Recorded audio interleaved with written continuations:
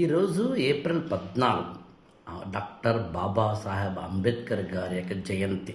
అంబేద్కర్ గారిని చదువుదాం, అంబేద్కర్ గారిని అర్థం చేసుకుందాం.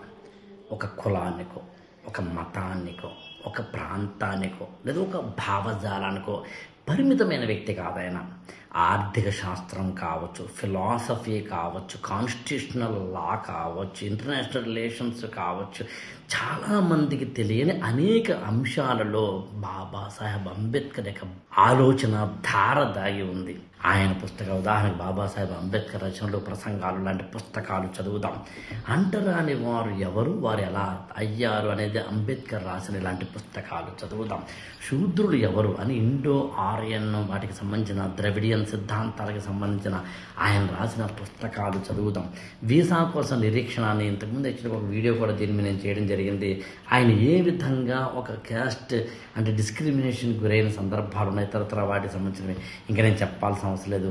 బుద్ధుడు ఆయన ధర్మము అనే దానికి సంబంధించిన అంబేద్కర్ గారు రాసిన పుస్తకాలు కావచ్చు, కుల నిర్మూలనకు సంబంధించి మహాత్మా గాంధీ గారితో ఆయనకు ఉన్న అనేకమైన విషయాల్లో ఉన్న భేదాభిప్రాయాల మీద పుస్తకం కావచ్చు, నా ఆత్మకథ అని అంబేద్కర్ గారి యొక్క జీవిత చరిత్రకు సంబంధించింది కావచ్చు.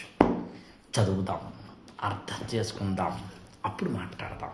ఒక అత్యద్భుతమైన నాలెడ్జబుల్ పర్సన్గా ఒక భారతదేశం తాలూకు అనేకమైన అంశాలని, అంటే స్మాలర్ స్టేట్స్కి సంబంధించి ల్యాండ్ ఎక్విజిషన్స్ అంటే ల్యాండ్ పూలింగ్ అంటాం, అంటే దళితులకు లేదా బడుగు వర్గాల వారికి భూ పంపిణీకి సంబంధించింది కావచ్చు, ఇరిగేషన్ ప్రాజెక్టుల గురించి కావచ్చు, భారతదేశంలో ఉన్న నదులు వాటికి సంబంధించిన పంపకాలు, నీటి పంపకాల గురించి కావచ్చు.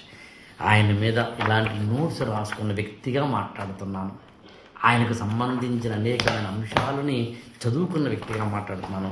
ఒక్క పాయింట్ చెప్పాలి, ఇవాళ మనం ఒక హీరోగా సినిమా వాళ్ళని కాదు, ఒక హీరోగా ఏదో ఇన్ఫ్లుయెన్సర్స్ అని యూట్యూబ్లో ఇన్స్టాల్లో ఉంటారు కదా, వాళ్ళని కాదు.